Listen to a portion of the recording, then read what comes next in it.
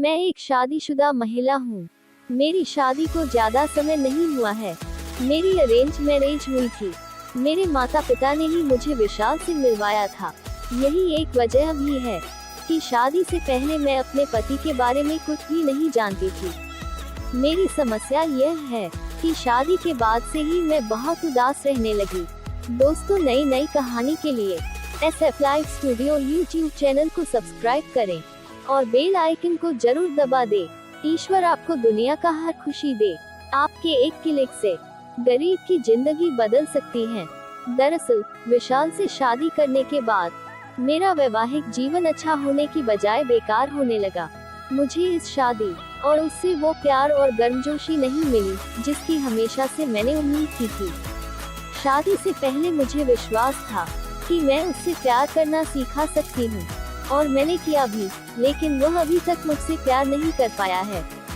मैं हमेशा उसके प्यार के लिए तरसती रहती हूँ। मैं जब भी उससे बात करने की कोशिश करती हूँ, वह काम में व्यस्त होने की शिकायत करता है। उसके पास मेरे साथ वक्त बिताने के लिए बिल्कुल भी समय नहीं है। वह मुझ पर ज्यादा ध्यान नहीं देता। सच कहूँ तो मैंने अपने जीवन में इतना अकेलापन शादी से पहले कभी महसूस नहीं किया था। विशाल के साथ चीजें बेहतर नहीं हो पाने की वजह से मैं अपना सारा समय अपनी सास के साथ बिताने लगी। सौभाग्य से वो एक बहुत ही प्यारी और देखभाल करने वाली महिला है। वह भी मुझसे बात करना पसंद करती हैं। उनके साथ मेरा समय अच्छे से कट जाता है, लेकिन जब रात आती है तो मुझे भी लगता है कि दूसरी महिलाओं की तरह मैं भी अपने पति के साथ रोमांटिक पल बिताऊं, लेकिन मेरी किस्मत में ऐसा नहीं था। हमारी शादी को 1 साल ही हुआ है।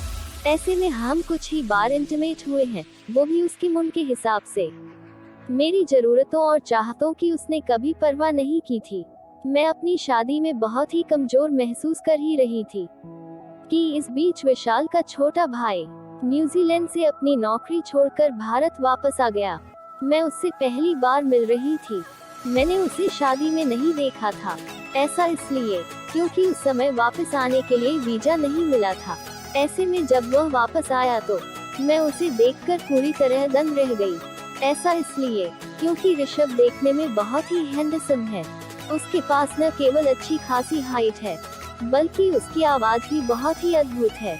उसके साथ बातचीत करने के बाद मेरे दिमाग में जो पहला विचार आया वो यह कि वो लड़की कितनी भाग्यशाली होगी जिसे अपने पति के रूप में ऋषभ मिलेगा। ऐसा इसलिए भी क्योंकि उसका नेचर बहुत ही कमाल का था।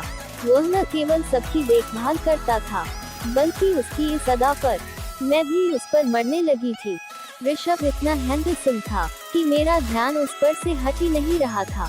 मैं नहीं जानती कि मुझे क्या हो रहा है, लेकिन धीरे धीरे मैं उसके प्यार में पड़ गई। यह सब मेरे साथ इसलिए भी हो रहा था क्योंकि मेरा पति मुझ पर बिल्कुल भी ध्यान नहीं देता था। मैंने ऋषभ के साथ नजदीकियां बढ़ानी शुरू कर दी थी। मैंने उसे हर दिन खाना देना शुरू किया। मैंने उससे न्यूजीलैंड में उसके जीवन के बारे में बात करना भी शुरू किया। इसी बीच एक दिन मैंने उसे डेटिंग ऐप पर लड़कियों की जांच करते देखा।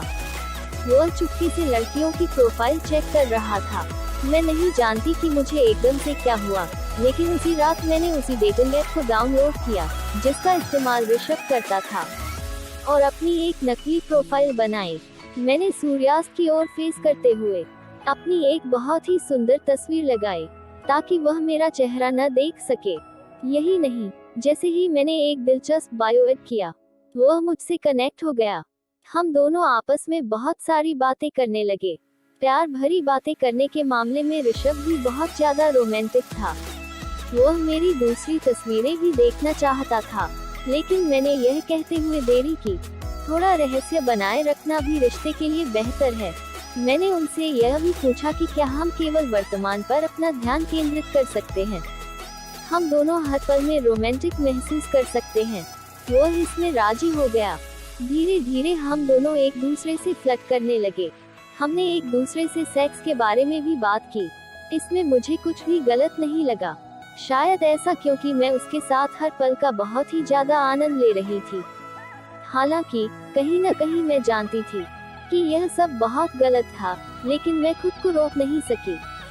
कुछ ही हफ्तों में हम दोनों के एक दूसरे के बहुत करीब आ गए। हम दोनों एक दूसरे से जुड़ने लगे थे। इसी बीच ऋषभ ने मुझसे मिलने को लेकर जिद करनी शुरू कर दी। वो मुझसे मिलना चाहता था, लेकिन मेरे लिए यह किसी भी तरह से संभव नहीं था। लेकिन एक दिन जब मैं उससे बात कर ही रही थी, तभी अचानक से ऋषभ मेरे कमरे में आया और मुझसे हमारी स्थिति के बारे में सलाह मांगने लगा। उसने मुझे कहा कि वह एक लड़की को चाहता है, जो कि मैं थी। वो उसके साथ कैसे आगे बढ़ सकता है।